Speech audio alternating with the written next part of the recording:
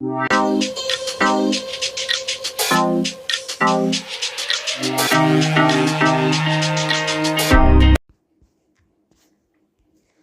ಮನಾಲಿ. ನೀವು ಆಂತರಿಕ ಶಾಂತಿಯನ್ನು ಹುಡುಕುತ್ತಾ ಒಬ್ಬಂಟಿಯಾಗಿದ್ದರೂ ಸಹ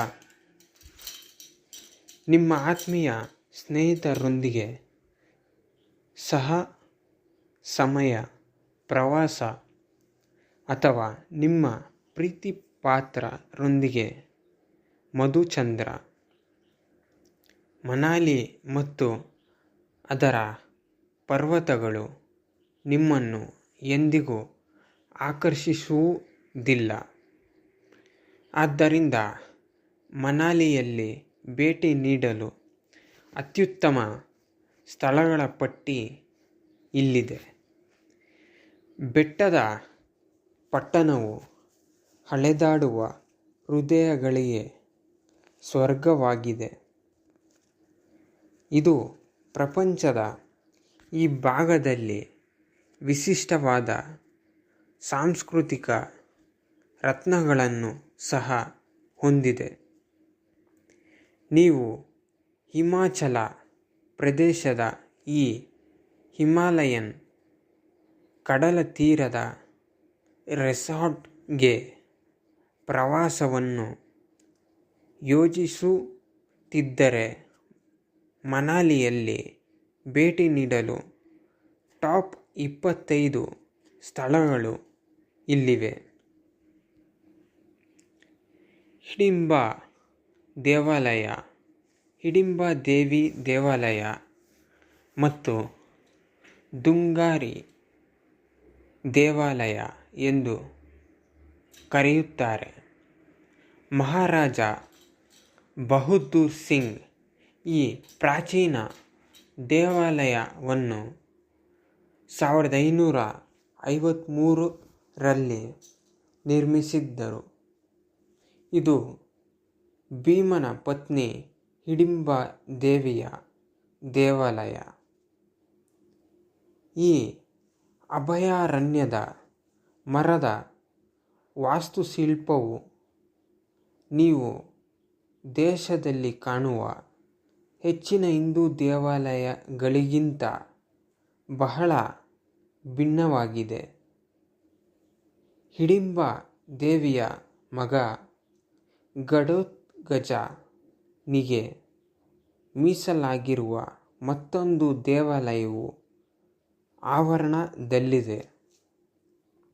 ದಟ್ಟವಾದ ದೇವದಾರು ಕಾಡುಗಳು ಮತ್ತು ಹಿಮದಿಂದ ಆವೃತವಾದ ಪರ್ವತಗಳಿಂದ ಸುತ್ತುವರೆದಿದೆ. ಅದು ಹಿನ್ನೆಲೆಯನ್ನು ರೂಪಿಸುತ್ತದೆ. ಮನಾಲಿಯಲ್ಲಿ ಭೇಟಿ ನೀಡಲು ಈ ದೇವಾಲಯವು ಅತ್ಯುತ್ತಮ ಸ್ಥಳಗಳಲ್ಲಿ ಒಂದಾಗಿದೆ.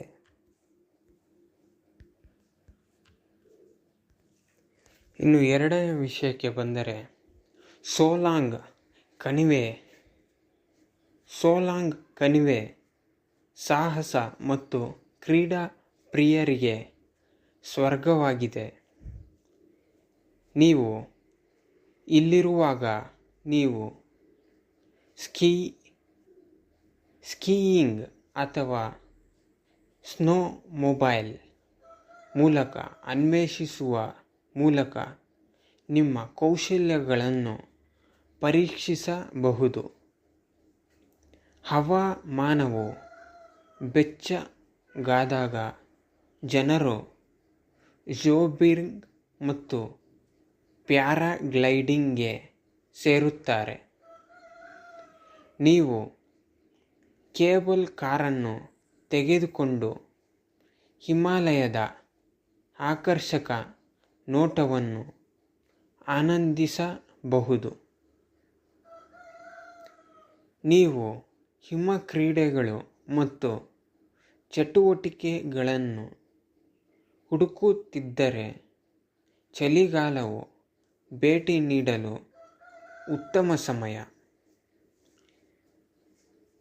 ಬೇಸಿಗೆಯ ತಿಂಗಳುಗಳು ಇತರ ಸಾಹಸ ಕ್ರೀಡೆಗಳಿಗೆ ಸೂಕ್ತವಾಗಿವೆ.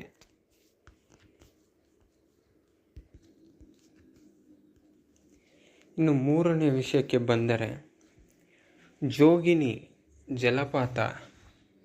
ಜೋಗಿನಿ ಜಲಪಾತದ ಕಡಿದಾದ ಜಲಪಾತಗಳು ಮನಾಲಿಯ ಮುಖ್ಯ ನಗರದಿಂದ ಸ್ವಲ್ಪ ದೂರದಲ್ಲಿ ಮತ್ತು ಕಷ್ಟಕರವಾದ ನಡಿಗೆಯ ದೂರದಲ್ಲಿದೆ. ಜಲಪಾತಕ್ಕೆ ಹೋಗುವ ಮಾರ್ಗವು ವಿಹಂಗಮವಾಗಿದೆ ಮತ್ತು ಬಿಯಾಸ್ ನದಿ ಮತ್ತು ರೋಹ್ಟಾಕ್ನ ಹಿಮದಿಂದ ಆವೃತವಾದ ಶಿಖರಗಳ ನೋಟವನ್ನು ನೀಡುತ್ತದೆ. ಪ್ರಶಾಂತ ವಾತಾವರಣದ ಜೊತೆಗೆ ಜೋಗಿನಿ ಕೂಡ ಒಂದು ಪ್ರಮುಖ ಯಾತ್ರಾ ಸ್ಥಳವಾಗಿದೆ ಮತ್ತು ನೀವು ಕೆಳಭಾಗದಲ್ಲಿರುವ ಕೊಳದ ಸುತ್ತಲಿನ ಅನೇಕ ಪ್ರಾಚೀನ ದೇವಾಲಯಗಳಿಗೆ ಭೇಟಿ ನೀಡಬಹುದು. ಈ ಸುಂದರವಾದ ನೈಸರ್ಗಿಕ ತಾಣದಲ್ಲಿ ನೀವು ಹೆಚ್ಚಿನ ಸಮಯವನ್ನು ಕಳೆಯಲು ಮುಂಚಿತವಾಗಿ ಹೋರಾಡುವುದು ಉತ್ತಮ. ಇದು ಮನಾಲಿಯಲ್ಲಿ ವಿಹಾರ ಮತ್ತು ಪಿಕ್ನಿಕ್ಗಳಿಗಾಗಿ ಭೇಟಿ ನೀಡಲು ಉತ್ತಮ ಸ್ಥಳಗಳಲ್ಲಿ ಒಂದಾಗಿದೆ.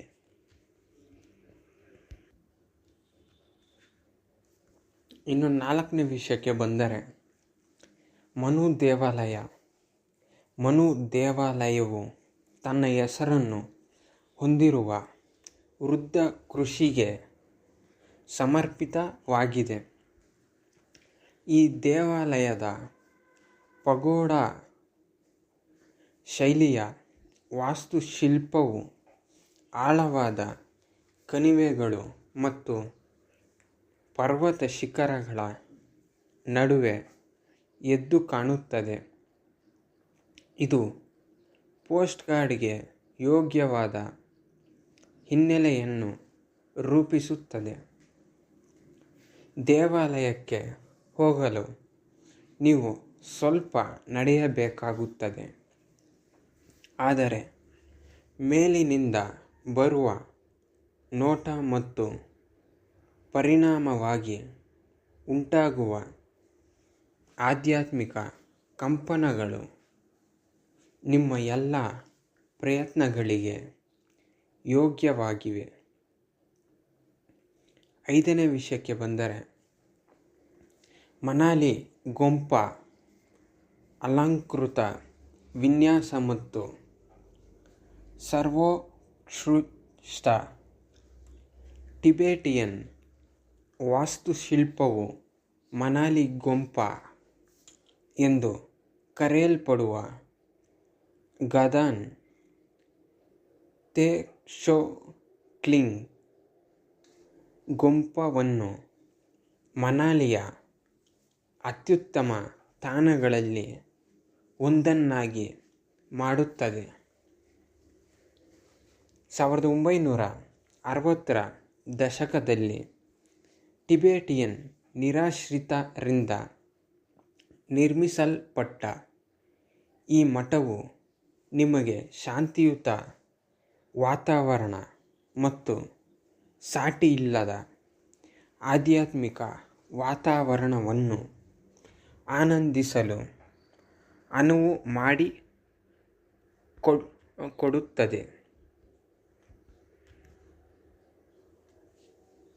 ಮನಾಲಿ ಗೊಂಪಾದ ಕೆಲವು ಪ್ರಮುಖ ಆಕರ್ಷಣೆಗಳಲ್ಲಿ ಪಗೋಡಾ ಶೈಲಿಯಲ್ಲಿ ನಿರ್ಮಿಸಲಾದ ಪ್ರಕಾಶಮಾನವಾದ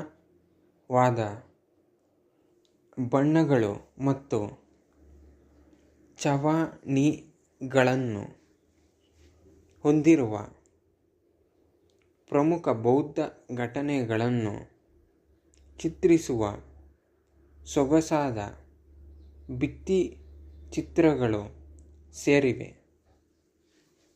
ಸಂಕೀರ್ಣದಲ್ಲಿರುವ ಮಳಿಗೆಗಳು, ಟಿಬೆಟಿಯನ್ ಸ್ಮಾರಕಗಳು ಮತ್ತು ಕರಕುಶಲ ವಸ್ತುಗಳನ್ನು ಖರೀದಿಸಲು ಉತ್ತಮ ಸ್ಥಳವಾಗಿದೆ.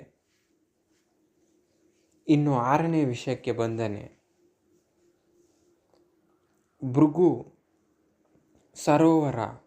ಒಂದು ಕ್ಷಣ ತೆಗೆದುಕೊಳ್ಳಿ ಮತ್ತು ಪೋಸ್ಟ್ ಕಾರ್ಡ್ಗಳಿಗೆ ಸೂಕ್ತವಾದ ಆನ್ಲೈನ್ ಹುಲ್ಲುಗಾವಲುಗಳು ಮತ್ತು ಎತ್ತರದ ನೀರಿನ ಬಳಿ ನಿತ್ಯ ಹರಿದ್ವರ್ಣ ಕಾಡುಗಳ ಬಗ್ಗೆ ಯೋಚಿಸಿ.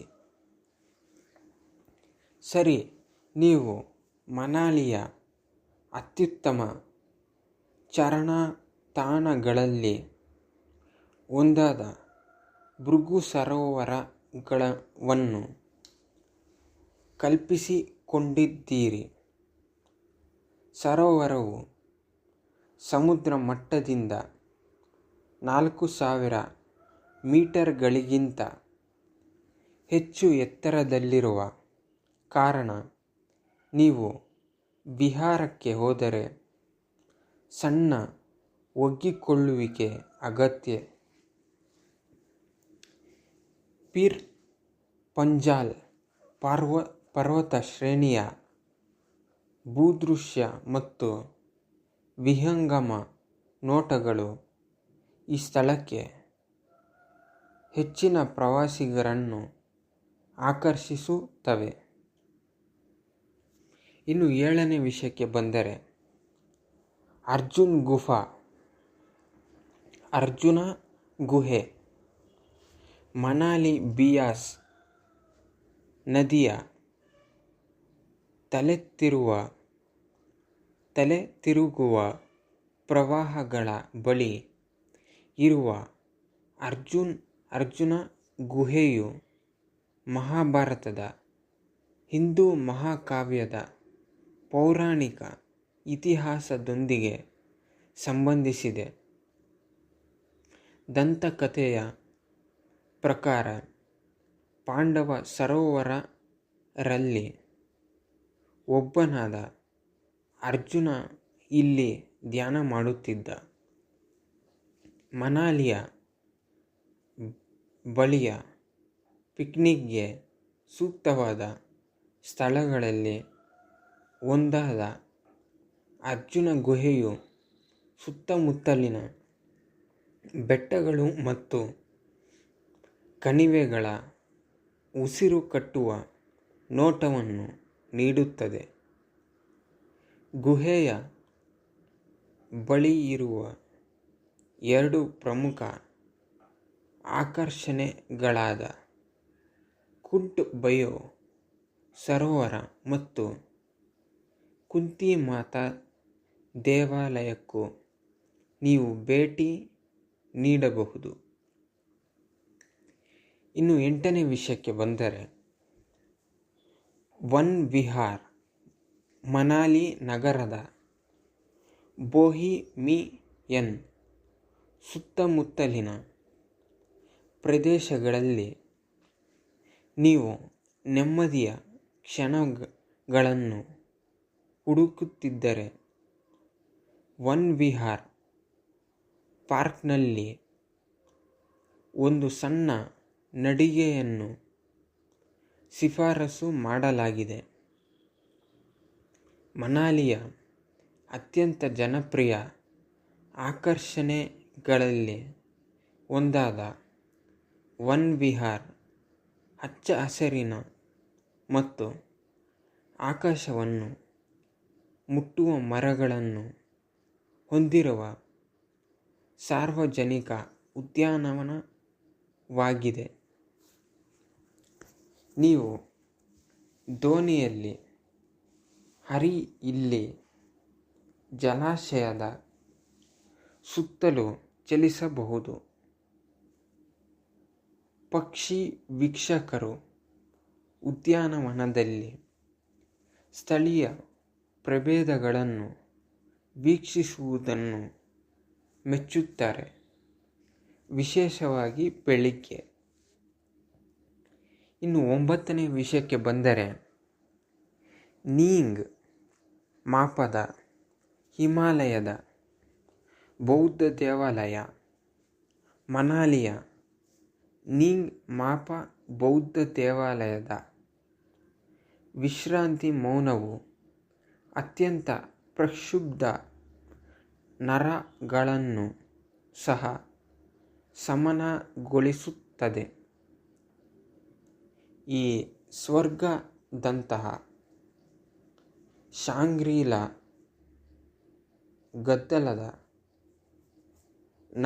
ನಗರದ ಮಧ್ಯದಲ್ಲಿದೆ, ಆದರೆ ಅದರ ಪಗೋಡ ಶೈಲಿಯ ವಾಸ್ತುಶಿಲ್ಪ ಮತ್ತು ರೋಮಾಂಚಕ ವರ್ಣಗಳು ಇಡೀ ಸ್ಥಳಕ್ಕೆ ಅತೀಂದ್ರಿಯ ಮೋಡಿಯನ್ನು ಸೇರಿಸುತ್ತವೆ.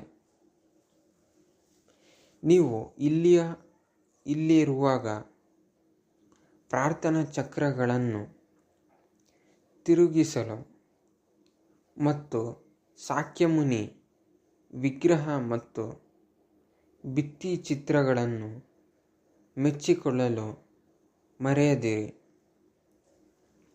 ಮನಾಲಿಯ ಅತ್ಯುತ್ತಮ ಮಠಗಳಲ್ಲಿ ಒಂದಾದ ನೀಂಗಮಾಪನವು ನಿಮ್ಮ ಆಧ್ಯಾತ್ಮಿಕ ಭಾಗದೊಂದಿಗೆ ಸಂಪರ್ಕ ಸಾಧಿಸಬಹುದಾದ ಸ್ಥಳವಾಗಿದೆ.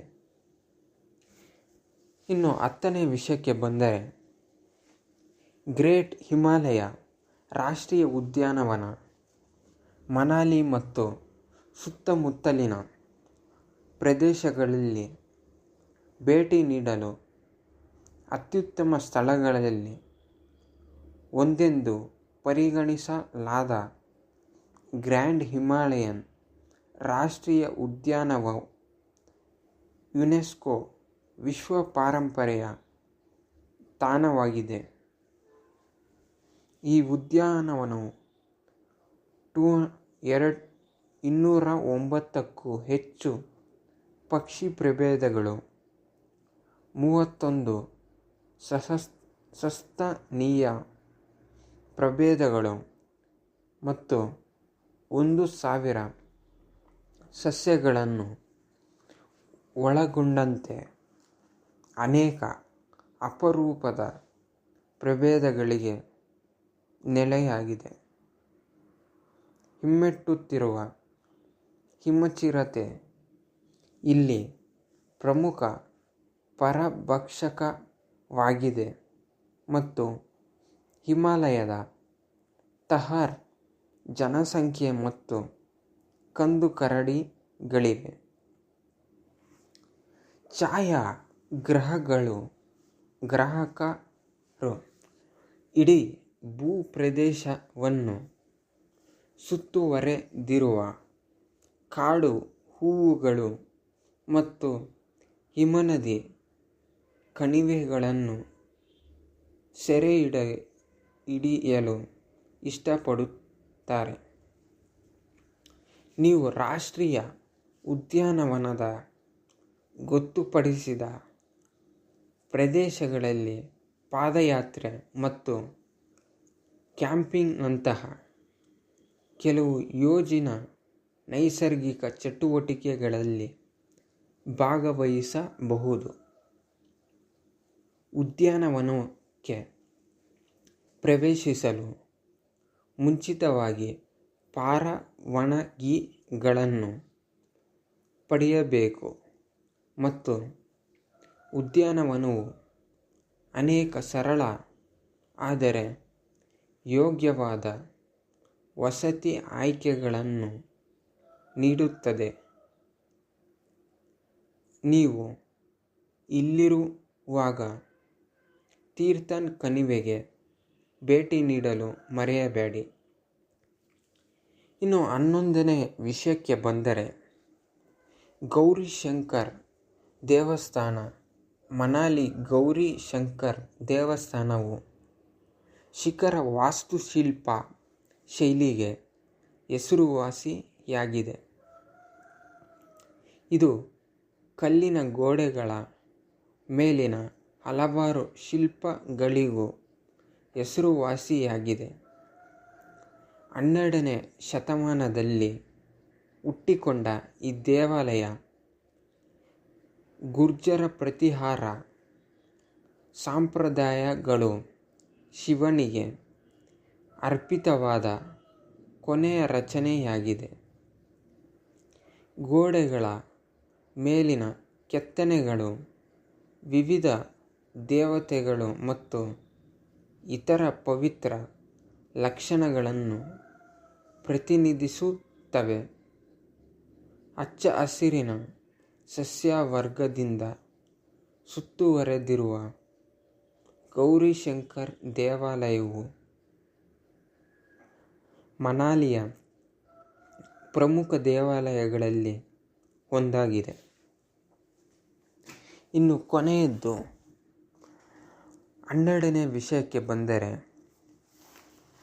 ನಿಕೋಲಸ್ ರೋರಿಚ್ ಆರ್ಟ್ ಗ್ಯಾಲರಿ ಮತ್ತು ವಸ್ತು ಸಂಗ್ರಹಾಲಯ ಹಿಮಾಚಲ ಪ್ರದೇಶದಲ್ಲಿ ದಶಕಗಳ ಕಾಲ ಕಳೆದ ಪ್ರಸಿದ್ಧ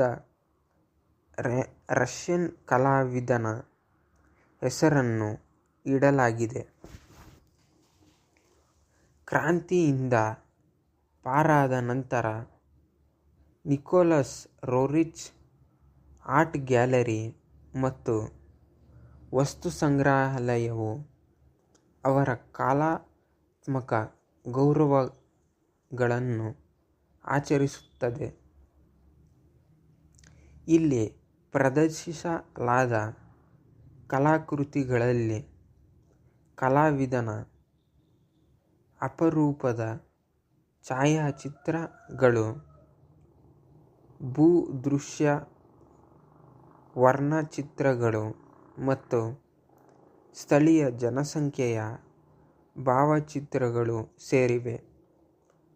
ವಸ್ತು ಸಂಗ್ರಹಾಲಯವನ್ನು 1962ರಲ್ಲಿ ಸ್ಥಾಪಿಸಲಾಯಿತು ಮತ್ತು ಒಂದು ಕಾಲದಲ್ಲಿ ನಿವಾಸವಾಗಿ ಕಾರ್ಯನಿರ್ವಹಿಸುತ್ತಿದ್ದ ಕಟ್ಟಡದಲ್ಲಿದೆ. ಈ ವಿಡಿಯೋ ನಿಮಗೆ ಇಷ್ಟವಾಗಿದ್ದಲ್ಲಿ ಲೈಕ್ ಮಾಡಿ, ಸಬ್ಸ್ಕ್ರೈಬ್ ಮಾಡಿ.